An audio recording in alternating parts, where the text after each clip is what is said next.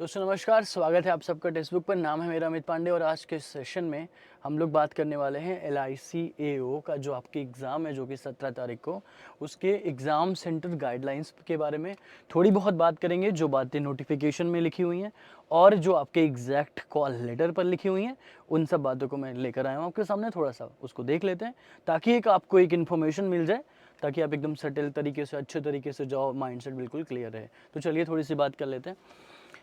तो LICO exam centre guidelines देखो, पहली वाली लाइन अगर हम ध्यान से पढ़ें तो the candidate is required to affix, जो कि नोटिफिकेशन वाली इन्फॉर्मेशन है, recent recognisable photograph on the call letter. तो आपको वो चीज़ जो है ना कॉल लेटर पे लिख देनी है, फोटो चिपका देनी है, राइट, रिसेंट जो पहचानी जा सके। At the exam center with the collator and photo identity proof in original in the examination hall, the collator along with the photocopy of the candidate's currently valid photo identity such as PAN card, passport, driving license, voters card, bank passbook, ये सब चलेगा। With photograph, photo identity proof issued by a gazetted officer on official letter, validation guarantee card issued by a recognized college, university, जो भी Aadhaar card, photograph, employ ID, bar council identity card with photograph should be submitted to the invigilator for verification. ठीक है, the candidate's identity will be verified with respect to his details on the call letter in the attendance list and requisite documents submitted. If identity of the candidate is in doubt, they can may not be allowed to appear for the examination. और एक सबसे important information ये है कि e Aadhaar card और ration card are not valid ID proofs for this process. आगे बढ़ते हैं। नोटिस अगला जो है कि candidates have to produce in original the photo identity proof and submit photocopy of the photo identity proof. तो मतलब जो आइडेंटिटी प्रूफ होगा उसका फोटोकॉपी जरूर लेके जाना है और कॉल लेटर का भी फोटोकॉपी लेके जाना है।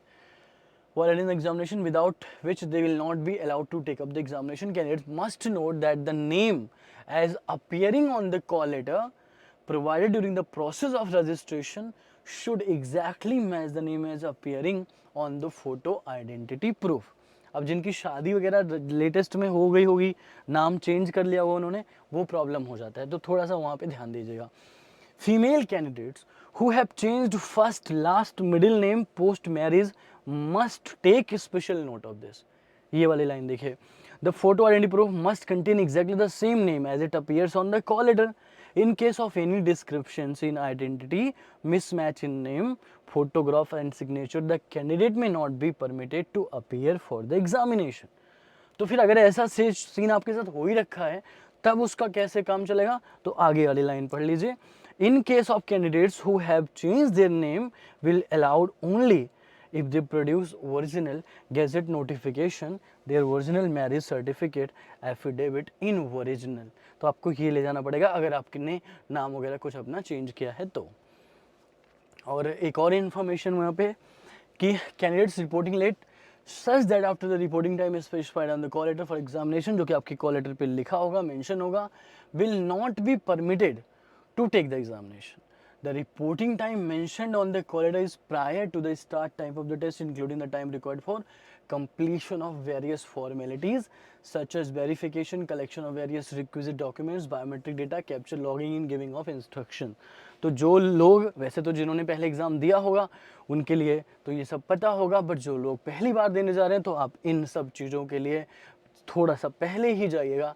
इंतज़ार मत करिए कि नहीं मेरे को रिपोर्टिंग टाइम अगर 8:30 बजे का दिया हो तो नहीं 8:30 बजे पहुंचना है, आप 8 बजे भी पहुंच सकते हैं, क्योंकि बहुत सारी चीज़ें होती हैं, तो मतलब लेट तो होना भी मत और उसकी पहले से तैयारी रखो।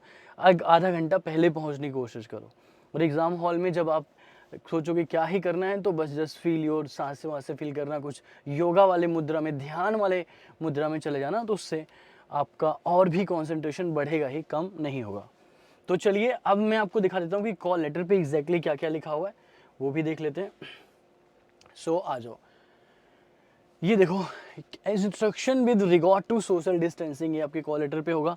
तो exam venue strictly as the time slot mention in the call letter, बिल्कुल ये सारी चीज़ें आपके कॉल लेटर पे हैं। आप क्या क्या ले जा सकते हो, items permitted to the venue for candidates, आप मास्क ले जा सकते हो, आप पर्सनल हैंड सैनिटाइजर ले जा सकते हो, एक पेन और इंक स्टैम्प पैड भी ले जा सकते हो, exam related document, call letter, photocopy of the card, ID card, ये सब ले जा सकते हो आप।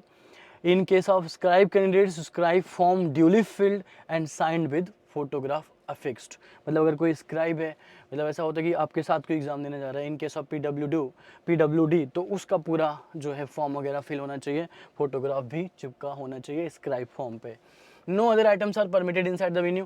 Candidate should not share any of the personal belonging, कुछ और फोन वोन नहीं ले जा सकते. Candidate should maintain safe social distance with one another. Candidate should stand in the row. अब ये सब तो बहुत ही कॉमन बातें, वो आपको करना ही करना है. चलिए दूसरा देख लेते हैं. अब जो कॉल लेटर पे लिखा हुआ instructions, the examination will be conducted online. You will require to enter login ID password to enter the online exam site. जब आप वहाँ पे पहुँचेंगे मान लीजिए, तो आपको ये सारी चीज़ें वहाँ पे एंटर करना पड़ेगा. Please ensure that your name and other details which will subsequently appear on the screen are correct. वहाँ पे जब आप जाएंगे तो आपकी फ़ोटो वगैरह दिखेगी, जब आप डालेंगे तो जब आप वो दिखेगा तो फिर सब अपने आप ही आपको समझ में आ जाएगा. ये चीज़ें हम लोग पढ़ चुके हैं, ठीक है ना, कि फ़ोटो आइडेंटिटी, जिनका नाम बदल गया है, you will not be allowed to appear for the exam. तो ये चीज़ें ध्यान रखिएगा, आपको सर्टिफिकेट लेके जाना है, जो कि कहाँ लिखा हुआ है, नोटिफिकेशन वाले PDF में लिखा हुआ है LIC AO के. तो बस टाइम से पहले पहुंचना है, ठीक है. You must report 15 minutes before the reporting time as printed. अभी हम लोग वही बात कर रहे थे कि भाई उससे लेट नहीं हो सकते, तो ये ना ये भी कहने कि भैया 15 मिनट पहले ही पहुंच जाओ आप, ठीक है. Candidates arriving late will not be permitted to appear for the online examination. चलिए, और anyone found to be disclosing, ये सब आप करोगे नहीं और करना भी मत.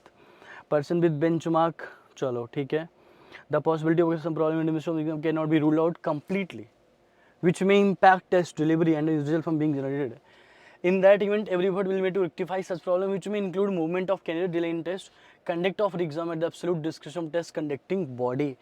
Candidate will not have any claim for a retest. Candidate is not willing to move or not willing to participate in the delayed process of test delivery shall be summarily rejected from the process. ये ऐसा इसलिए लिखा हुआ है क्योंकि कभी कभी ऐसा होता है कि मान लो आप सिस्टम पे एग्जाम दे रहे हो, तो सिस्टम थोड़ा हैंग वैंग हो गया, तो फिर आपको वहाँ से हटा के दूसरी जगह पर लेकर जाते हैं.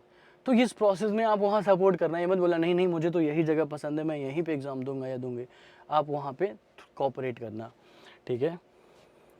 ओके, तो जो भी लिखा हुआ है आपको वो सब फॉलो करना है. 15 मिनट पहले पहुँच जाना, अच्छे से अपना एग्ज़ाम देना और मेहनत करना खूब, सब ठीक ही हो जाता है एट लास्ट, ठीक है. तो चलिए पढ़िए, और ये सारी चीज़ें जो है एक आपको दिखती हैं, ठीक है. मैं थोड़ा सा और जूम आउट भी कर देता हूँ कि ये इन्फॉर्मेशन आप और भी प्रॉपर तरीके से देख सकते हो, ठीक है ना.